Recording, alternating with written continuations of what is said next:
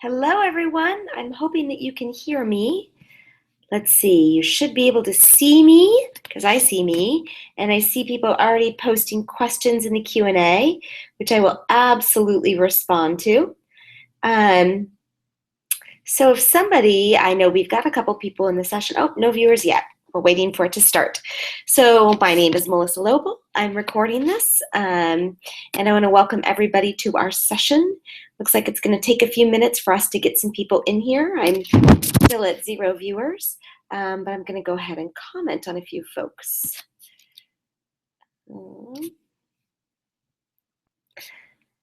So it looks like first question is if when the broadcast session will be happening.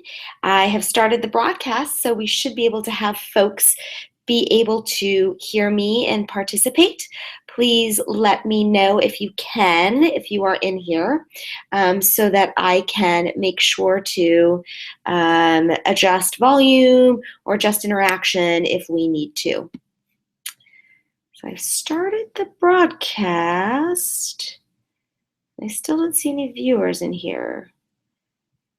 We should be cruising. Let's see, I'm gonna go in to, let me go into our site, see if I can post. I've got viewers, 2 viewers, fabulous. Hi, 2 viewers. I'm hoping that you can hear me. Please use the Q&A box to the right. That will allow you to ask questions, and that will help me know that you can hear me, you can see me, and we're functioning so far so good. So please, somebody, as you're hopping in here, just shoot a little Q&A note to me, letting me know that things are working just fine. And I'm Melissa Lobel. I'm your instructor. In case you didn't join us last time, I wanted to introduce myself, and we'll let people take a few minutes to join the session. I have no specific agenda for this. Usually I just get everybody together for about a half an hour, maybe 40 minutes at most, and go through and answer questions for folks that you guys pop in the Q&A box. And it's great because you can see each other's questions, so you can also either comment on those or ask similar questions if you have them, and even vote them up. You'll see a little +1. So while everybody's getting in here, I thought it'd be good for me to share a little bit about how you're using Google Hangouts. So I'm assuming that you all have logged in with your account. I hope you have, because that means that you can then participate in the Q&A. If you have not and you've just clicked on, oh, you can hear me, thank you, Megan. I really appreciate that. So if you've used your account like Megan has, she's able to then ask questions in the Q&A, which can then be aimed towards the instructor, me in this case. If you haven't and you're just viewing this, that's fabulous. Welcome, and I'm glad you're viewing it. But know that there is an advantage to having a Google account and being able to log in and post questions, especially as you're using this with your virtual students. Now, I'll give you a little bit, while we're letting people join, I'll talk a little bit about Google Hangouts and why I'm using Google Hangouts on air and how you may want to think about using them. So this isn't a normal Google Hangout session. This is a Google Hangouts on air. And what that means is that I have enabled it so that I can present to you and answer questions. You can see me. I could allow guest speakers as well if I had them, and I could have up to 10 guest speakers if I wanted to, that could also broadcast their video and speak. But then everybody else is watching the session. And the reason I do that is because sometimes in these sessions, we have upwards of 100 people join us. And when you get past about 10 in Google Hangouts, it starts to affect the experience and the bandwidth. And you can't have that many people logged in live together. So that's why I like to use live in this class, Google Hangouts on air, instead of just normal Google Hangouts. Now, normal Google Hangouts work very similarly to this, same interface, same approach, but then you can just have everybody talking and have video at the same time. So 2 different ways to use it. Now there's lots of tools you probably have seen over on your left-hand menu. When you hover over the left-hand corner of your screen, there's lots of tools that you can add to this. You can have a whiteboard, you can have a drawing tool, you can screen share. There's all sorts of cool stuff that you can do in Google Hangouts on Air. I don't use them because most people are just first trying it out in this class. And because of that, I want to make sure that we keep it as simple as possible. But I really encourage you to explore and play with those tools as you're using this. So we've got 4 of us in here so far. I should say also, greetings from, and some of you may not know where this is, that's why I'm kind of moving around, my hotel room, which is what you see behind me. It's my hotel room. I'm in Austin, Texas, and I am at South by Southwest. South by Southwest EDU is an education pre-conference to South by Southwest, which for those of you that are unaware of it is a kind of famous music and TV and film and now technology interactive conference where people come together and talk about cool new stuff. And there's a pre-conference activity, a South by Southwest EDU, that is focused on innovation and education. So I've been spending my week here, hence the different venue, hence the hotel room. I do apologize if you get a little bit of lag. I was trying to make sure that I had the best bandwidth possible in my room, and I think we're going to be good for tonight. But that's where I am, exploring all sorts of interesting new technologies, many of which are focused on K12. So it's really been interesting for me to come here and see what's exciting and new out there. And so that's where I am. So we're now up to 6 viewers, and I see we've got people posting. This is cool. Very cool. So we've got some questions too. And I'm glad, by the way, just rules for the experience here.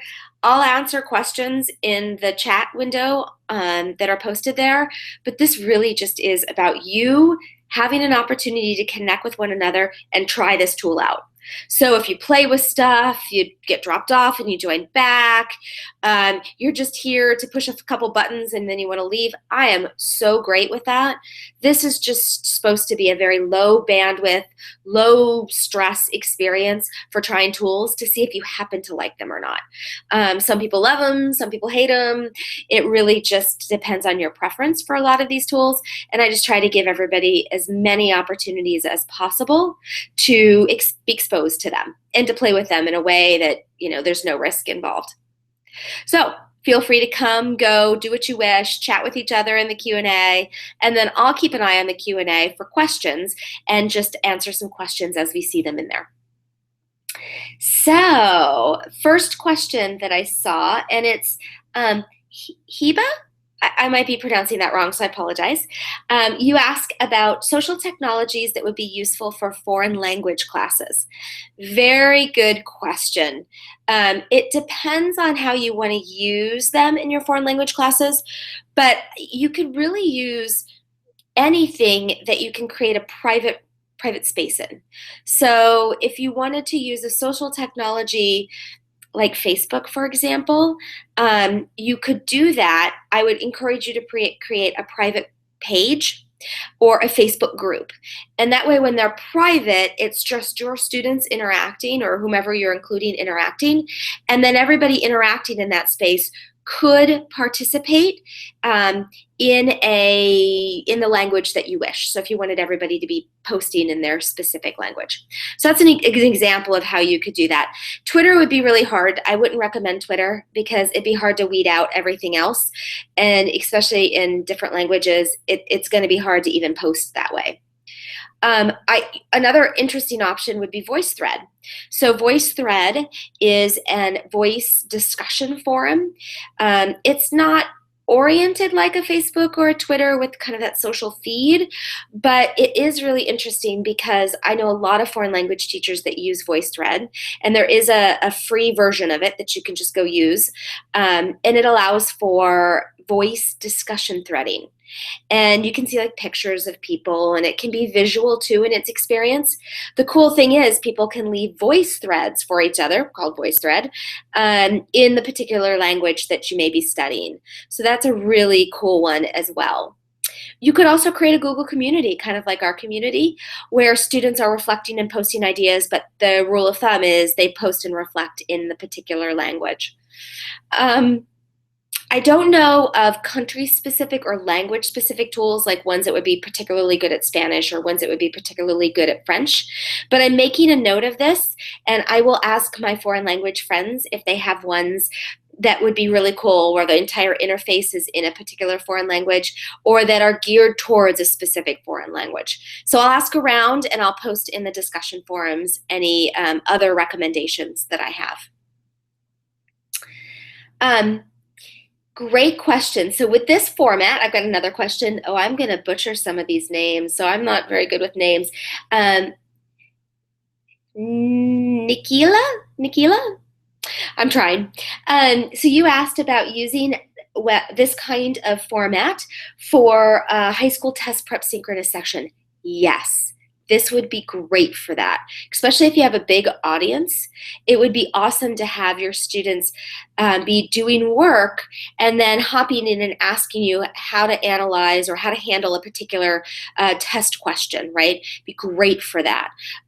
If you had certain number of students, like a smaller number of students, you could actually have people rotate through on the whiteboard and actually show solutions on a whiteboard. You could do lots of different things to be able to share that. And the nice thing, it's free and secure. And so it could be great for a test prep session. Highly, highly recommend it. LMS applications. So Cannon asks about LMS applications for chemistry teaching. So good question. I'm going to write that down as well. So I'm making a couple of notes. So for learning management systems in chemistry, I suspect there are some really good examples out there.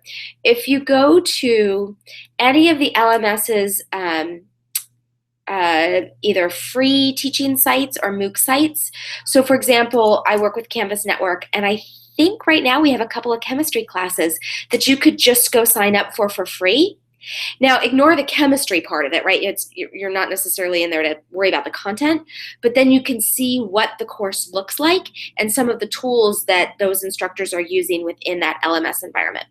And I know Blackboard has a free for teacher version, and other LMSs have places where you can go check out free courses and see not what the content is, because you probably have your content, but see how they're using the application for the particular discipline and how they're getting, what kind of resources they're using in it.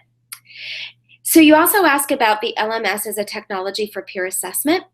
Many of the LMS platforms do have a peer assessment tool in them. So not only can you use them to post your content, your syllabus, and your course structure, but you can also use a legitimate peer assessment tool. I know all the major LMS providers, the ones I listed in this course, I know they all provide a peer assessment tool of varying degrees. I'm at South by Southwest EDU, which I mentioned is a big education conference this week. And there are some other interesting peer assessment tools out there that you could use outside of an LMS. Most of them are for cost, though, so I'm hesitant to really point you in any direction because you're probably looking for free resources. But I will make a note. I've got a couple of things already. I'm going to do foreign language social tools, and I will make it a note of posting in a discussion forum peer assessment tools, even if they are for cost, so that you can at least see what's out there outside of a particular component that's in an LMS. But I would encourage you to go look at the free LMS environments, or if your school or district has an LMS, and see the kinds of tools that they have for peer assessment, because some of them have just straight up peer assessment tools built in that you can just capitalize on. And I can call you Nikki. Oh, Nikki. Nikki, thank you. Sorry about probably not pronouncing your name right. And by the way, as Nikki just reminded me, I know some of you have referred to me as Ms. Lobel in the questions. You can call me Melissa. We're all just here together to learn from one another, so you don't have to worry about that. So Nikki mentions in my last lecture module, I talk about MOOCs being looked more closely for K-12 curriculum. Yes, you are absolutely. And people are looking at them in a couple of ways. The professional development way is probably the most common, where it's about teacher professional development. But there are MOOCs, both on edX and on Canvas Network, and I think Coursera may have one or two, that are specifically built and even show alignments to at least US curriculum, but are specifically built to be embedded in larger courses or curriculum for high school students. So, for example, in Canvas Network, there's a course that comes up about 2 or 3 times a year focused on Mars. And it's aligned to some very specific high school science standards, and it can be utilized. It's meant to be utilized as a resource for teachers teaching virtually, or even for teachers looking for more resources for their regular traditional students to build out their knowledge. Like I said, I know edX has also done some very explicit courses. Many of them are AP courses, but there's also some just normal courses aligned to US standards and curriculum that you can start to use in the K-12 setting. Now the challenge is you can't really take those courses, copy them, and then put them in your own environment. So students do need to participate in the hosted version, kind of like this version of this course. Although in some cases, materials in those courses will be marked as openly licensable or openly usable, as I discussed in my lecture. So look for that, because there might be things that you can actually download and go just reuse in a completely different environment. Adaptive learning and game-based technologies. How do you find students respond to working on different things at the same time, and any suggestions for implementing these in the classroom? So you asked 2 really good questions, actually, Megan. The first one was students working on different things at the same time. So that goes over well as long as, at least from the research and from the conversations I've had with teachers using adaptive technologies or game technologies, that they don't mind the doing things, multiple things at the same time, as long as the technologies themselves are intuitive and easy to use. Where we see students get overwhelmed is when they don't have the technology skills to be able to utilize the tools that you're utilizing to then learn the way you wish them to learn. And it's interesting because I'm seeing more and more reports come out where technology skills, while our students are technology natives and we expect them to want technology, and we know they want technology, their skill set doesn't always match what the technologies demand. So they're not used to experiencing games in some of the ways that adaptive technologies expose them to games. And so it takes them a while to learn how to use the technology to then get into the learning mode. So what I encourage you to do is start with one technology at a time, and once they've got the technology tool under their belt, they feel comfortable in that space, then allow them to do multiple things at once, and that will help a lot. Or if you have a platform or an environment like an LMS where you can path and gate all of the experiences. So I know there are adaptive learning technologies that integrate into LMSs. That's a great example. So students are going to one place for the experience, yet they are then working and pathing through the adaptive or game approached content in there through those other third-party technologies. So just keep a close eye on the technology savviness of your students. Give them space to learn the technology, but then once they've got the hang of it, throw all sorts of stuff at them, because they're multitaskers. They just might not have the technology skills that you need them to have. Okay, so I think I got some of the first ones. Let's keep scrolling. Oh, I should probably select this and answer them as we go. Okay, let me scroll down. Just letting you know what I'm doing if it gets a little quiet. Okay, Canvas at work. Oh, thank you so much. I appreciate that, Nikki. it's a cool, Canvas Network's a fun environment to run, and we've got all sorts of new and exciting cool courses coming out. So I encourage you to check them out, even if just to steal ideas for how to build your own courses or what to incorporate in your own courses. edX does great stuff. Coursera, as you know, does great stuff. So there's lots of places. It's kind of fun right now with MOOCs. I mean, I like them to learn, but it's fun to be able to go see how other people use technology and teach using it. And like I said, steal ideas. Okay. Let's say you have to assess the session. How would I start assessing the session? Great. Would our questions and its quality be part of your comments in the assessment? Any best practices? Great question, Nikki. So yes, actually what I would do is I would set up a rubric ahead of time, a very simple one, and I would let students know very clearly up front what was my expectation for this session. So if I wanted to assess a Google Hangouts on air, so I'm not allowing my students to be on video and voice, but I'm allowing them to have questions, and that's what's going to be the crux of our content, then I would tell students a rubric ahead of time. Here's what I expect. I expect everybody to ask questions. I expect everybody to respond to others, and these are the kinds of questions that I expect of you.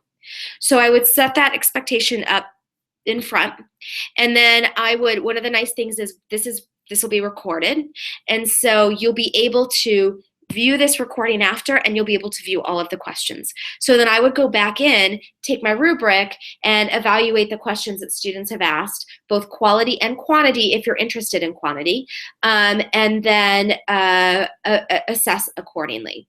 So it'd be all about the quality of question or the quality of additional response that students might give other students as these questions are being posted. That's one way. Now let's say you're doing a smaller group and it's 10 or less, and so Google Hangouts works really well for that, and everybody can be on video and on voice, or at least on voice. Then I would probably assess a little differently, because it's not just about the questions that students are asking, but then it becomes about their contributions. Once again, I'd set forth a rubric, and I'd lay out expectations for students around, I expect you to ask questions, but I also expect you to contribute. And here's the kinds of contributions. And that should map whatever activity you're trying to do with the session. So if those contributions are perhaps students presenting to one another their final projects, well then you would align your rubric and what you expect of them to what the expectations are for that final project. Maybe it's about small group studying. So you're getting learning circles. You're getting students together in learning circles where they come together and they talk through issues in small groups, and that all you're doing is stepping in and listening to that conversation and assessing it. Well, in that case, you tell students, this is how I expect you to interact with one another. This is the kinds of exchanges I'm looking for. And then you'd have your rubric in front of you as you're listening and watching the discussion, and you could literally evaluate it as it's happening. You could be checking off on your clipboard, you know, what are they doing and how are they each doing that? I do, though, really encourage rubrics. I know it takes extra time, but I really encourage you to do them, particularly in sessions like these, because students don't know what's expected of them. It's not intuitive. And they need to know what is expected and how to model and what good behavior is.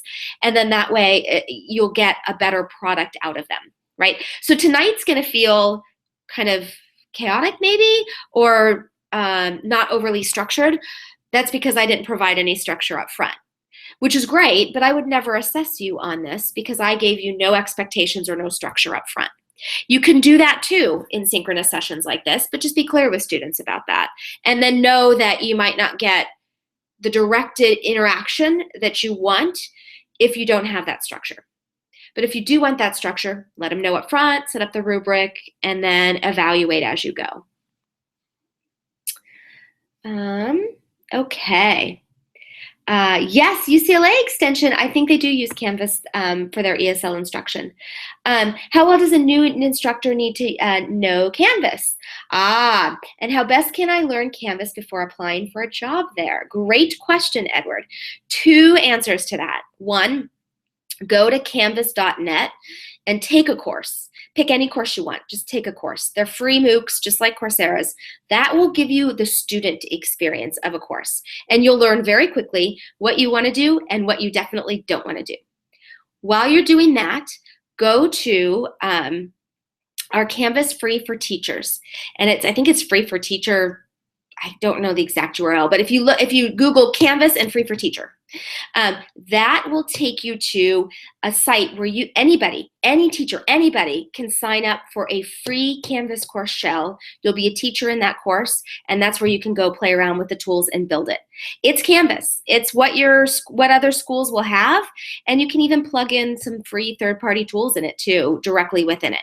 So you're not going to be missing out on functionality in Free for Teacher. You don't get a whole lot of support, but you're not missing out on functionality. So go there, build a course, play with it. And then my final word of advice along with that is go to guides.instructure.com. That's where all of the great help materials that are completely open to the public and free are around Canvas. And so that's where you can both learn how to build courses, and then how also to think about what students will experience in courses. Those are easy questions. I like these. All right. So, other questions. Many school districts are now getting their feet wet with online ed. As long as they say okay ahead of time to use online tools, is it okay to start out with Google Groups, Google Hangouts? Actually, Google's a really good place to start. There's a lot of resources out there with Google used in education. And the one thing I would suggest is districts and schools oftentimes will adopt Google with other technologies, or they may adopt Microsoft. So you might want to figure out what technologies or what sort of environments your school's already using, because while Google has awesome, great free tools, Microsoft also does, and it might make more sense to start to experiment with tools that your school or district has licensed and is using regularly. So, because then you might get some extra stuff that wouldn't normally be free, but that you actually can have access to because your school does. So I would check that out, kind of sniff around and see if there doesn't seem to be a particular allegiance to either environment, then definitely go down the Google route. It's a great place to start. Lots of teachers use it. They're developing very specific apps for education. Lots of it's free.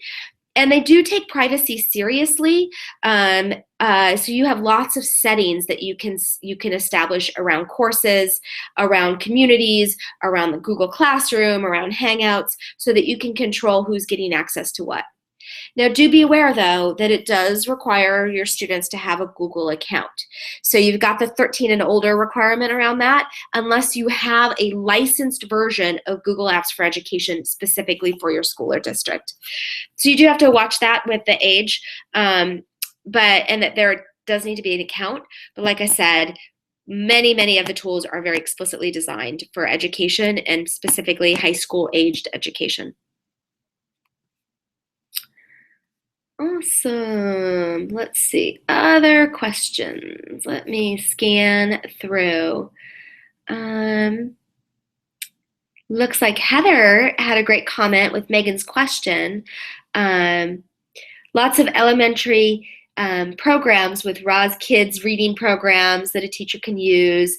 Thinking about game simulations for more senior students. So there are some really great resources out there, particularly in the open source community.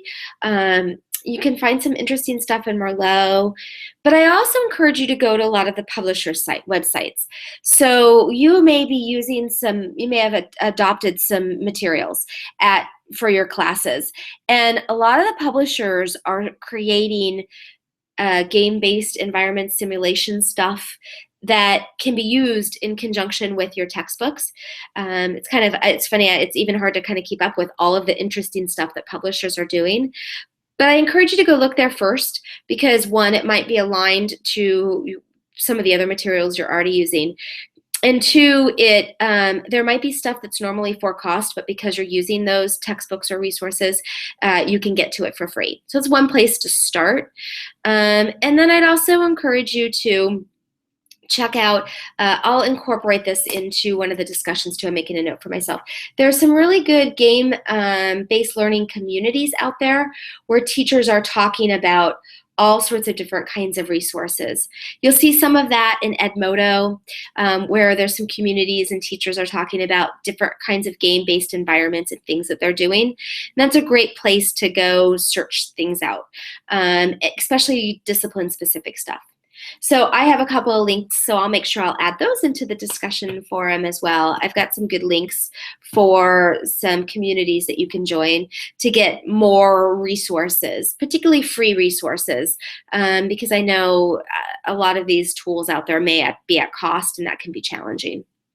Also look for apps. If you guys have any access to mobile devices, so if you're in programs where you have tablet carts, or students have tablets or access to a collection of tablets, there are great free apps out there that create game-based learning experiences that can be used with your curriculum very, very nicely. Given a choice between Skype and Google Hangouts for asynchronous sessions, any nuances you may know of that we don't? Great question, Nikki. I never use Skype anymore. I had trouble with Skype with over 5 people. So I just tend to always go to Google Hangouts. I haven't really used Skype in the last year because of that. I tried for a long time to use Skype. It was just too difficult because people would get dropped when I had more than 5 students in at any given time. So it turned out to be more of a preference. I'm sure Skype is much better since the last time I used it.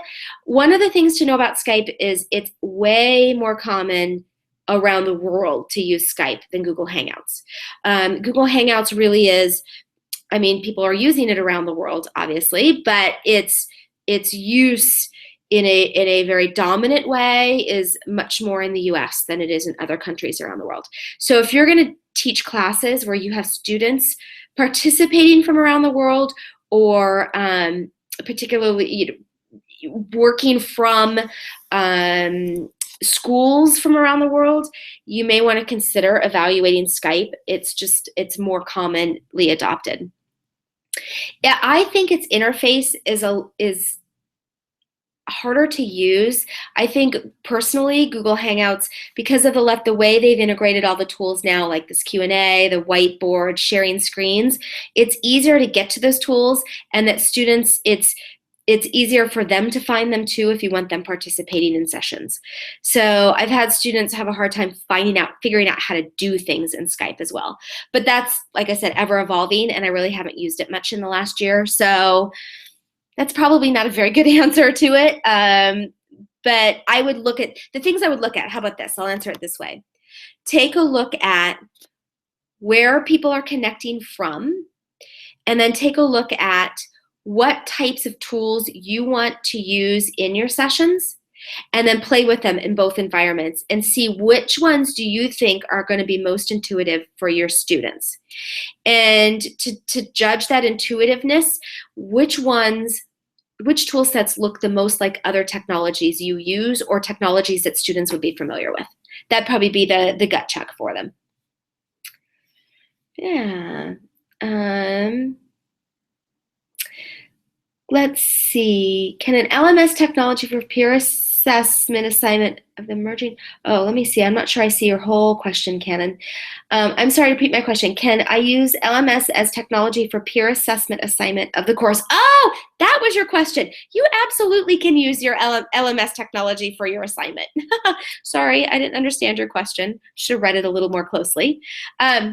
Yeah, for your peer assessment, please do that, by the way. It is a great opportunity to get feedback from your colleagues. I highly encourage you. And it's the one activity in the course that's time-based. So make sure you get it turned in by Monday morning, next Monday morning, because once the deadline hits, I can't do much about getting you in late. As much as I want to, I really can't, because the way the system works and doles out then your assignment to others for reviews. So get it in and do it. It's a great opportunity for review. And yes, you may use any technology you wish, anything we talked about in the class, anything you want to do, you can use it for your peer assessment. So Nikki, back to your question about, actually I'm gonna skip to Heather's question really quick, and then I'm coming back to yours about assessing. Heather, it's so funny you ask about Zapption. I highly recommend Zapption. I met with the CEO today because they're actually going to be doing some pilots with us in some of our Canvas Network courses, my other job I do. But they do fabulous work. They've got some really great research around engagement in their interactive videos that they create. And I really do think that technology is going to be surfacing more and more. They also are exposing to the public lots of the modules that teachers have built. So not only can you go there and build your own interactive module, but you can go find other people's modules that have shared them with the world and incorporate them in your classes. I highly encourage it. Very, very cool technology. And I love it that a lot of it is free. So go check it out and use it. Really, really encourage it. And really great people that work with that company and care about educators, particularly K12 educators. So let me go back to the assessing the session. So how would I assess the session? How would I start assessing the session? And I think, Nikki, you asked it in a little more in-depth way. So let me go back up to that because I saw that question. Like, how would I actually start to assess it? What about assessing the activity itself? So not the performance of students, but the actual activity itself. So to assess the activity, so I'm assuming you're assessing how well I've conducted. I don't want to say it's my performance, but did the activity do what I wanted it to do? So I would make sure that I had goals for the activity going into it. In synchronous sessions, I encourage you to have questions or specific goals that you want to accomplish in it. And I recommend that you keep that very small because in a synchronous session, it's going to take more time virtually than it would normally in a face-to-face class. It's just the nature of it.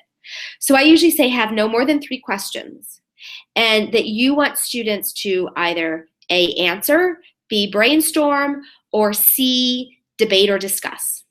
So you've got your questions, you've got what you want them to do with it. So then at the end of the session, I would then go back and say, did I get through my 3 questions? Did the students do what I wanted them to do with those 3 questions? And that'll give you one part of the analysis. The second part of the analysis, I would analyze student behavior. Did people feel comfortable participating? Did they participate? Did everyone participate? How did they participate? And what was the quality of their participation? Now, it sounds like that's assessing your actual learners, but you're not. What you're assessing is, did you create an environment that was conducive to an effective learning experience? So you want to evaluate, did you accomplish what you wanted to accomplish? And then in synchronous sessions like this, you also want to evaluate, were you able to have an environment that you wanted? So I'll apply that to our Coursera course. In our Coursera course, I really try very hard to create a discussion environment that's about exchanging ideas. Sometimes that works, sometimes it doesn't. It kind of depends on the cohort, but it also depends on the kinds of questions I ask, when I ask them, and how I participate.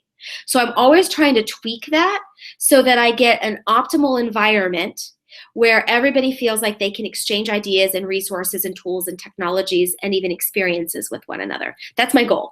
I want lots of people sharing lots of ideas. So I am constantly evaluating how I manage discussions and the kinds of questions that I use in order to make that happen. So you want to evaluate environment and actual accomplishment of your goals.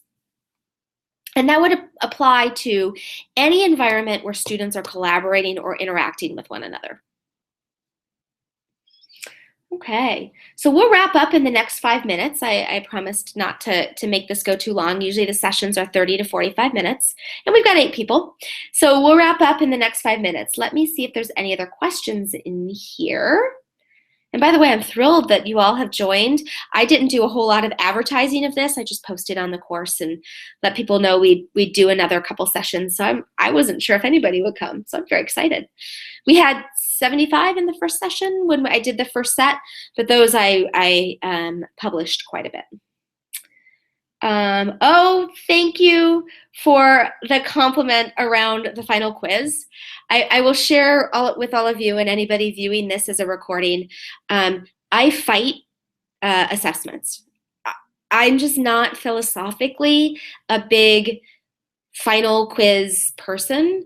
And so it was hard for me actually to put that together because I want to think people will, if you walk away with one aha moment or one little tip, then the course has been a success. I'm thrilled. Or if you walk away with a colleague or a friend or somebody to connect with to help you evolve your teaching practice, fabulous. I'm super excited. So it's hard for me because with quizzes, I want to ask a lot of open-ended questions like, think about how you'd use this and what do you think's the best way to do it? I want to do those kinds of questions, and you just can't do that in an automated assessment environment. So I struggled with that quiz, and I know it needs to evolve, and I love that people have left comments about, oh, this question's kind of vague, but thank you. That's a huge compliment, and it makes me feel very good about the fact that the quiz is at least getting you to go back into the videos and reflect on some of those pieces. That's huge for me. And I'm so happy about that. You have no idea. Because like I said, I fight building quizzes. It's not in my nature. And I want to be better at it. So thank you for the feedback. Let's see if there's any others. Any other questions in our last couple of minutes? Does the assessment rubric always have to be quantitative? For example, a great question have to be marked as 5 points or something, or just a good job? Great question. So it depends. It depends on how you're going to use the rubric. So with assessment rubrics, in this course, the reason in our Coursera course, the reason it's got numbers to it is because it's actually incorporated in the grading formula. And then that's when you have to be quantitative, unfortunately, if you want it to be incorporated in any kind of formula. If you want to use rubrics, though, as a reflection tool, right? You're giving students feedback and you want them to reflect on that, you definitely do not have to have a numbered rubric. You can have, I mean, a lot of people do fair, good, excellent, over the top, amazing as levels of accomplishment. Or you can do it as more of a checklist kind of rubric. So no, they don't have to be numerical. They just do when you're going to incorporate them or fold them into any kind of grading formula. Then you're kind of stuck. Okay, let's see. Do you mind social technology? I think I've covered, sorry if I'm humming here for a second. Oh, have you seen anything out there that provides virtual field trips? Example, kids in rural areas that can't visit a zoo can walk around in a real zoo, but in a virtual format. Yes. So go to your favorite museum site. I know the Metropolitan Museum of Art in New York. I know that, I think the Natural History Museum in New York. Go to your museums. I think the Louvre, go to the museum websites. Many, many, many of them are devoting lots of education resources to creating virtual tours. So I highly encourage you to check that out. I will also, I don't have the URL offhand, but I know there's some good websites that will have lists of virtual tours of things like zoos, communities, museums, and other places for people in rural areas to visit. It is also, back to my foreign language teacher, it is also a great way because a lot of these are sites and museums and things like that in other countries, and you can incorporate that in often like foreign language or history instruction. I recently went to the Galileo Museum in Florence, and they were talking about and actually showed in the museum their online virtual tours and some of the really cool educational activities that you can find there. So I highly encourage you to go to the museum sites or other city-based sites to look for those resources. And I will post in the discussions some examples of that as well. Okay. Oh, that's so cool, Heather. I am going to email, because I actually know the Zapption CEO. He's a really nice guy. I am going to email him your name, Heather, and let him know that you are doing that. He will get a super big kick out of that. He's here at South by Southwest because they're top 3 finalists. Actually, they should find out tonight whether or not they won a big innovation award honored to them by Southwest EDU. They were one of 3 finalists, so it's very cool. And I'm going to let him know that, which is so cool. I think I covered all of the questions. And I'm so glad, thank you, Nikki. I'm glad that you feel like this is adding to the course. If you want to come back tomorrow morning, we're doing some tomorrow morning, or morning in my time. Some of you may be from other countries. So we're doing it again tomorrow morning. And then we're going to do some wrap-up sessions the last week in class. And the last week of the class, the 5th week of the class, I will come with some summary comments and additional comments based on all of your discussions in the discussion board. And I'll make sure those are recorded as well. So now it's 8:45 Mountain Time. I live in Salt Lake City. 9:45 in Austin time, where I'm at right now, and all sorts of hours around the globe for probably many of you. So let's wrap this up. Thank you so much for participating. As soon as I have the recorded link, I will post it. I will keep it unavailable, so you can only get to it from the link. So for those of you that ask questions, your privacy is secure, I promise. And I look forward to seeing you all participate in the course some more. And thank you for your feedback. It's really valuable for me to hear what's working. And if there's ever things that you think I can improve upon, please let me know. Post it in the discussions. Send me an email. I would love to know that, so that I can continue to make this course a better learning experience. So thanks, everyone, and have a great night.